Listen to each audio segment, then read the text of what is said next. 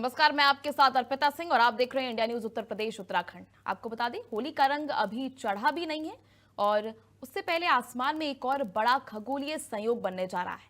इस साल होली से ठीक पहले पड़ने वाला है चंद्र ग्रहण, जो कि चर्चा में है क्योंकि ऐसा योग करीब 2 दशक बाद बन रहा है। आज लगने वाला ये पूर्ण चंद्र ग्रहण भारत में दिखाई देगा, इसलिए इसका सूतक काल भी मान्य रहेगा और ज्योतिष मान्यताओं के अनुसार इसका असर सभी राशियों पर अलग अलग तरीके से पड़ेगा। कई लोग इसे और इस सिर्फ खगोलीय घटना मानते हैं, तो कई घरों में इसे लेकर खास नियम कायदे भी अपनाए जाते हैं। खास बात यह है कि यह ग्रहण पूर्णिमा के दिन लग रहा है, जिसे ज्योतिष में अधिक प्रभावशाली माना जाता है। ऐसे में सवाल ये खड़ा होता है कि किन राशियों के लिए यह ग्रहण शुभ संकेत दे रहा है और किन्हें थोड़ा संभल कर रहने की सलाह दी जा रही है। ये चंद्र ग्रहण पूर्ण चंद्र ग्रहण माना जा रहा है और भारत समेत एशिया, ऑस्ट्रेलिया के कई हिस्सों में दिखाई देगा। ज्योतिषाचार्य के अनुसार ग्रहण का समय दोपहर 3:20 से शाम 6:48 तक रहेगा, जबकि सूतक काल ग्रहण में करीब 9 घंटे पहले शुरू माना जाएगा। तो आइए ज्योतिषाचार्य से इन सभी प्रश्नों के उत्तर विस्तार से जानते हैं। साथ ही क्या ये चंद्र ग्रहण भारत में दिखाई देगा और किन किन क्षेत्रों में इसका प्रभाव पड़ेगा, क्या करें और क्या ना करें, ऐसे तमाम सवाल आज जानेंगे इस खास चर्चा में।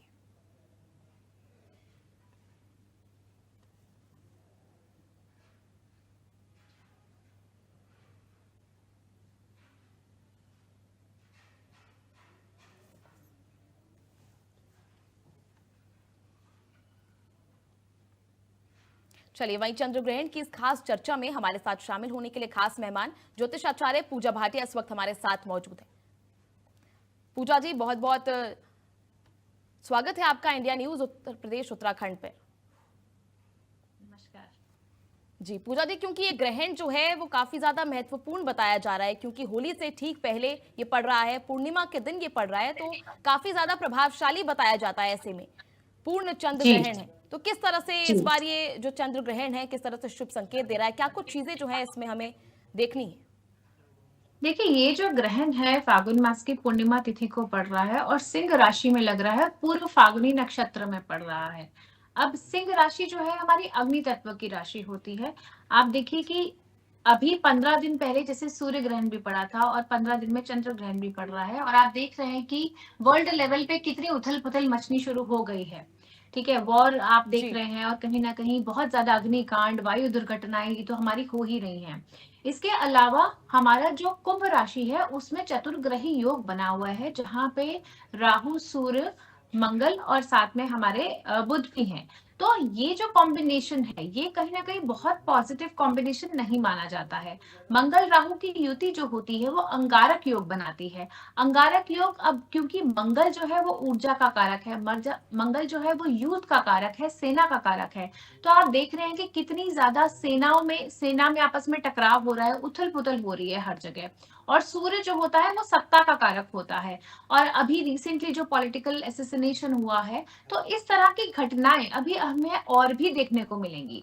अब क्योंकि होली का भी पर्व है और बीच में हमारा ग्रहण आ रहा है, तो जिस राशि में ये ग्रहण पड़ रहा है सिंह राशि पे इसका मेजर प्रभाव पड़ेगा, क्योंकि सिंह राशि की ढैया भी चल रही है और सिंह राशि के स्वामी जो है सूर्य भी राहु केतु एक्सिस पे है। हालांकि ये चंद्र ग्रहण है, चंद्रमा का जो मेन राशि होती है वो कर्क राशि होती है, तो कर्क राशि और साथ में कुंभ राशि, इन 3 राशियों पे इसका मेजर इम्पैक्ट पड़ता हुआ नजर आ रहा है।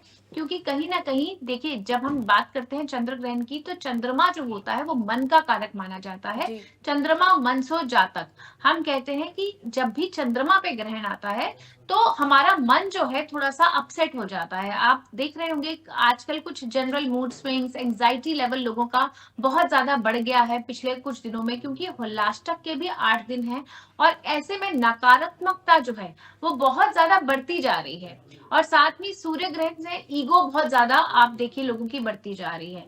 ओवरऑल इस ग्रहण में अगर हम देख रहे हैं, अभी जब हम बात कर रहे हैं 3:20 पे ये ग्रहण हमारा शुरू हो चुका है और ये शाम को 6:47 तक रहने वाला है। तो ये लगभग 3.5 घंटे का जो ग्रहण है, इंडिया में 6:26 पे हमारा चंद्रोदय है। तो ग्रहण का जो अंतिम चरण है वो इंडिया में मेजरली विजिबल रहेगा और नकारात्मक रहेगा। तो जो आखिरी के 15 मिनट है, जो 15-20 मिनट है, उसमें हमें ज्यादा ध्यान रखने की जरूरत है। ग्रहण के दौरान हमें बहुत सारी चीजों का ध्यान रखने की जरूरत होती है, क्योंकि सूतक आज सुबह 6:20 पे हमारा लग चुका है, मंदिर के कपाट बंद हो चुके हैं और अब जो है ग्रहण काल हमारा शुरू हो गया है। तो ऐसे में हो सके तो खाना पीना अभी अवॉइड कीजिए शाम के जी। 6:47 तक।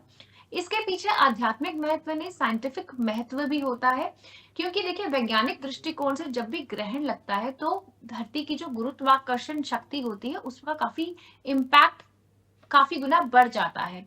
और आपने देखा होगा कि चंद्र ग्रहण के आसपास जो है ओशन में बहुत हाई टाइड्स आती हैं, वेव्स बहुत हाई हो जाती हैं और हमारी बॉडी में भी 70% वाटर ही होता है। ऐसे में अगर हम कुछ भी खाते हैं, कुछ भी ग्रहण करते हैं, तो वो कहीं ना कहीं हमारे बॉडी के डाइजेस्टिव सिस्टम को अपसेट करता है। सो ओवरऑल साइंटिफिक इसका महत्व ये है कि इसीलिए हम खाने पीने को मना करते हैं। और आध्यात्मिक महत्व से ये कहा जाता है कि सूर्य और चंद्रमा हमारी दो ल्यूमिनरीज है। हमारे नवग्रहों में सूर्य को पिता की उपाधि और माता की उपाधि चंद्रमा को दी गई है। जब हमारी ये दोनों ल्यूमिनरीज जो है वो ग्रसित होती हैं, तो ऐसे में हमें मंत्र शुद्धि करनी चाहिए, मंत्र चैंटिंग करनी चाहिए। जितनी भी गर्भवती महिलाएं हैं, हो सके तो इस समय बिल्कुल भी ना सोएं, किसी भी तरह की धारीदार चीज का काम ना करें, चाकू कैंची सुई धागे का काम ना करें। अपने पास जो है एक सूखा नारियल आप रखें, और नारियल जो है उसको कहा जाता है कि सारा जो ग्रहण का नेगेटिव इम्पैक्ट है वो नारियल पर आ जाता है। इसके अलावा मानसिक जाप आप करते रहिए, किसी से भी लड़ाई झगड़ा नहीं करें, किसी से भी अपशब्द ना कहें। जो वृद्ध है या बीमार है या छोटे बच्चे हैं जो खाना पीना अवॉइड नहीं कर सकते हैं, उनके लिए सूतक के जो नियम है वो लागू नहीं होते हैं। वो खाना खाएं लेकिन हल्का खाना रखें, और साथ ही शुद्धिकरण बहुत जरूरी है। अगर आप खाना खा रहे हैं तो उसमें आप जो है तुलसी दल डाल के रखिए। तुलसी दल डालने से क्या होता है, तुलसी में एंटीऑक्सीडेंट्स होते हैं जो कहीं ना कहीं फूड की जो पॉजिटिविटी है उसको प्रिजर्व करके रखते हैं और उसमें जो भी बैक्टीरिया है उसको डेवलप नहीं होने देते हैं। सो ओवरऑल आप ये कर सकते हैं। और जब हमारा ग्रहण खत्म होता है, जब 6:47 पर हमारा ग्रहण खत्म होगा, जी। उस समय आपको क्या करना है, उस समय आपको पूरे घर को गंगा जल से आपको छिड़काव करना है, आपको मंदिर के कपाट खोलने हैं, आपको अपनी मूर्तियों को गंगा जल से शुद्ध करना है। साथ ही स्नान दान का विशेष महत्व होता है ग्रहण के बाद। जी। आपको क्या करना है, स्नान करके अपने नहाने के पानी में थोड़ा सा गंगा जल डिप कर लीजिए और स्नान कीजिए। और उसके बाद जो है आप जो है दान कीजिए। दान आप देखिए, क्योंकि चंद्र ग्रहण है तो सफेद चीजों का दान कर सकते हैं। दान आप राशि के अनुसार भी कर सकते हैं, और साथ में आप अन्न दान कीजिए, आप किसी भी गरीब की मदद कीजिए। ये बहुत इंपॉर्टेंट होता है, क्योंकि ग्रहण में देखिए जितनी भी ब्रह्मांड की ऊर्जाएं होती है ना, वो चेंज हो रही होती हैं। तो ऐसे में ये एक समय होता है कि आप अपने सिस्टम का भी रीसेट बटन दबा सकें और अपने सिस्टम को पॉजिटिवली एक तरह से ऊर्जावान कर सकें। तो ओवरऑल जितना मंत्र करेंगे, जितना हवन करेंगे, आपके लिए बहुत अच्छा होगा। मंत्रोच्चारण की यदि मैं बात करती हूँ तो चंद्रमा के मंत्र का आप उच्चारण कर सकते हैं। ओम नमः शिवाय का मंत्र जाप कर सकते हैं, ओम सोम सोमाय नमः के मंत्र का जाप कर सकते हैं, या अगर आपके गुरु ने आपको कोई मंत्र दिया है आप उस मंत्र का जाप कर सकते हैं। नहीं तो आप विष्णु जी का ओम नमो भगवते वासुदेवाय नमः, ओम नमो भगवते रुद्राय नमः, इस तरह के मंत्र का जाप कर सकते हैं। अगर आप मानसिक जाप नहीं कर पा रहे हैं, नहीं बोल पा रहे हैं, तो आप मोबाइल पे आप मंत्रों को सुन सकते हैं। क्योंकि देखिए ओवरऑल हमें इस समय जो है ना पॉजिटिव एनवायरनमेंट मेंटेन करके रखना है।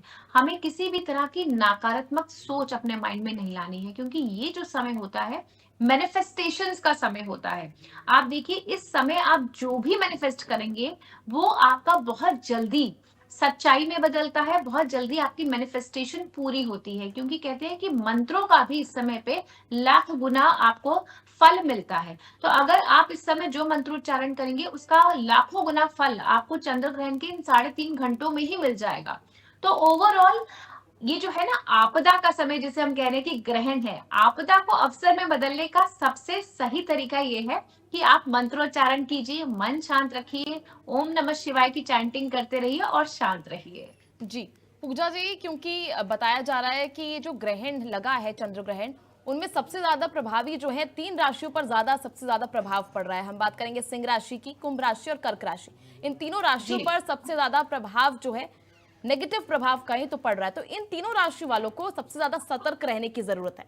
तो इन तीनों जी में से जो सभी राशियां हैं, कर्क जो है वो जल तत्व की राशि बताई जाती है, तो इन तीनों जी को क्या खास जो है सतर्कता बरतनी चाहिए, क्या खास उपाय इन्हें करने चाहिए ग्रहण में और ग्रहण के बाद भी? देखिए, सिंह राशि की तो ऑलरेडी ढैया भी चल रही है और सिंह राशि में ही ग्रहण लग रहा है। और ये जो ग्रहण है सिंह राशि को सबसे ज्यादा इम्पैक्ट करेगा। सिंह राशि वाले जितने भी हैं उनको सबसे पहले तो अपनी हेल्थ का ध्यान रखना है। कहीं ना कहीं ग्रहण का असर उनकी फिजिकल हेल्थ पे बहुत ज्यादा पड़ सकता है। बॉडीज में, बोन्स में, आईज में इश्यूज आ सकते हैं। तो सिंह राशि वालों को अपनी हेल्थ का बहुत ज्यादा ध्यान रखना है। साथ ही अगर आप कहीं कोई इन्वेस्टमेंट करने की सोच रहे हैं तो बहुत सोच समझ कर इन्वेस्टमेंट कीजिए। क्योंकि देखिए, ग्रहण का जो इम्पैक्ट होता है ना, वो 30 to 45 डेज तक रहता है। सो ओवरऑल आपको क्या करना है, सिंह राशि वालों को आदित्य हृदय स्तोत्रम का पाठ कीजिए, सूर्यदेव के मंत्रों का जाप कीजिए, चंद्र के मंत्रों का जाप कीजिए, ओम सोम सोमाय नमः के मंत्र का जाप कीजिए, या आप जिस भी इष्ट को मानते हैं उनके मंत्रों का जाप कीजिए।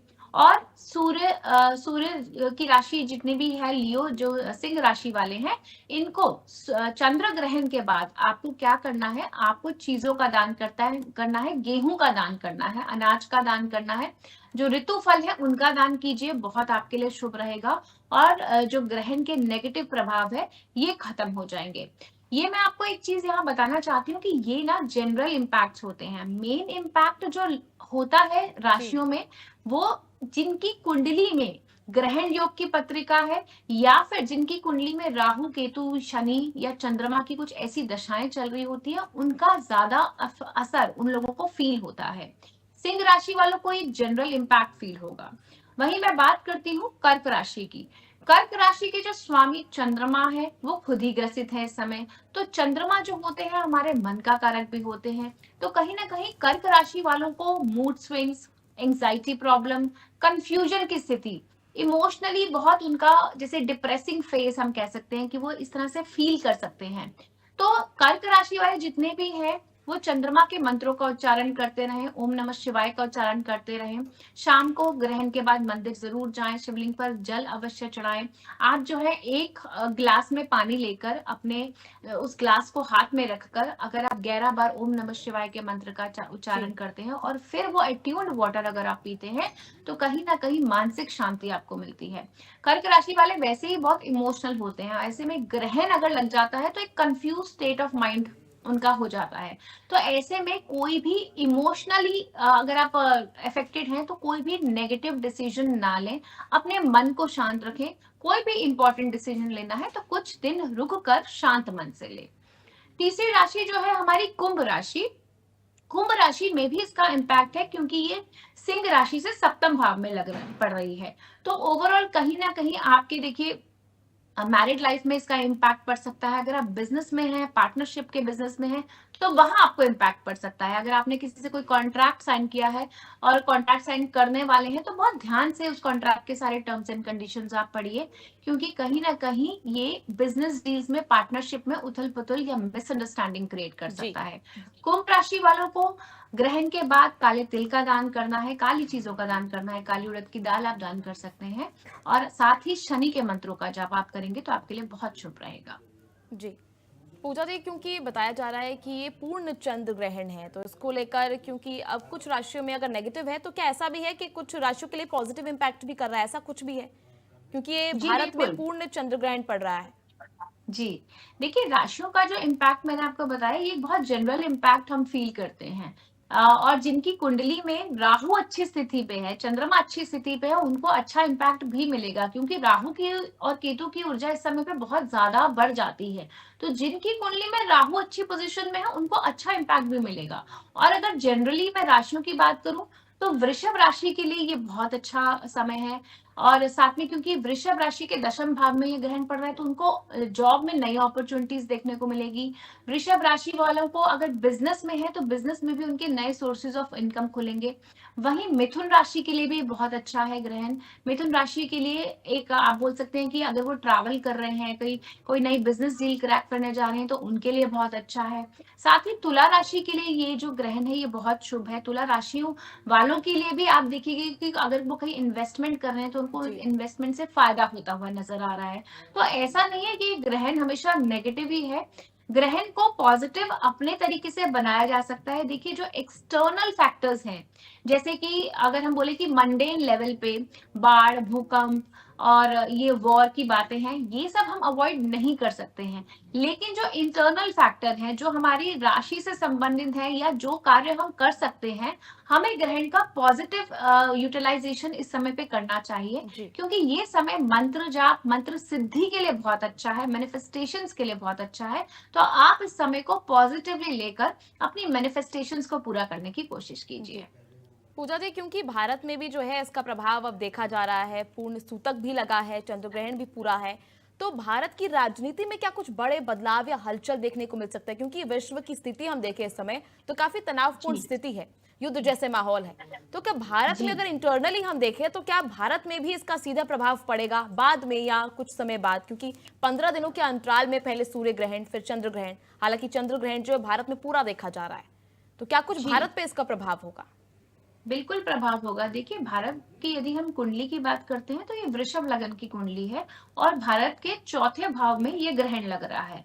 और अगर मैं भारत की कुंडली 15 अगस्त 1947 की बनाती हूँ तो इस समय मंगल में राहु की दशा चल रही है और इस समय मंगल राहु कॉम्बिनेशन भी अंगारक योग बना रहा है अभी ग्रह गोचर में, ट्रांजिट में। तो चौथा भाव जो होता है हमारी जनता का होता है, हमारे मासिस का होता है और चंद्रमा भी मासिस का ही कारक माना जाता है। तो आप देखिए मासिस में एजिटेशन, बहुत ज्यादा रिवोल्ट, कोई ना कोई ऐसे डिसीजन, कोई ना कोई ऐसा बिल या कोई ना कोई ऐसा डिसीजन गवर्नमेंट से या कोर्ट द्वारा लिया जाएगा जिसकी वजह से आप देखिए समाज में उथल पुथल होगी, जेंजी की, या फिर लोग, जनरल लोग जो है वो सड़कों पर उतरेंगे। अभी आप देखिए ईरान में हुआ है तो इंडिया में भी इस चीज का बहुत मेजर इम्पैक्ट हुआ है। जी। आपने देखा होगा लोग सड़कों पर उतर आए हैं। तो ये कहीं ना कहीं इम्पैक्ट पड़ता हुआ नजर आ रहा है। साथ ही इसका जो ग्रहण का प्रभाव है वो दशम भाव में भी पड़ता है। कहीं ना कहीं आप देखिए तो सत्ता में भी इसके उलट पुलट के योग दिख रहे हैं।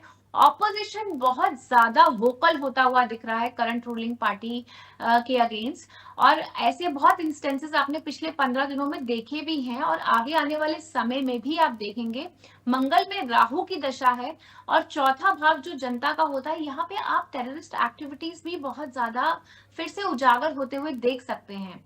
और जिस तरीके से चंद्रमा जो है अब जल तत्व का भी है तो कहीं ना कहीं बहुत extreme weather conditions, extreme rains आप देखेंगे। कहीं ना कहीं बाढ़ की स्थितियां जो भी भारत के इलाके, तटीय इलाके हैं, उसमें आप सुनामी या फिर बहुत ज्यादा बारिश या बहुत ज्यादा बाढ़ की स्थिति आप देख सकते हैं। जी। अगर मैं इंटरनेशनल लेवल की बात करती हूँ तो इंटरनेशनल लेवल पे भी आप इसका मेजर इम्पैक्ट देखेंगे, क्योंकि जल तत्व राशि है, चंद्रमा का जो इम्पैक्ट है। तो आप देखिएगा कि ऐसी कंट्रीज, ऐसी जगहें जहाँ पे बारिश का इतना प्रकोप नहीं आता है या बारिश बहुत कम रहती है, जैसे दुबई हो गया, मिडिल ईस्ट हो गया, ऐसी जगह पे आपको और ज्यादा बाढ़ या बारिश जैसी स्थितियां इतनी ज्यादा देखने को मिलेंगी, अनएक्सपेक्टेड रेनफॉल आपको देखने को मिल सकता है।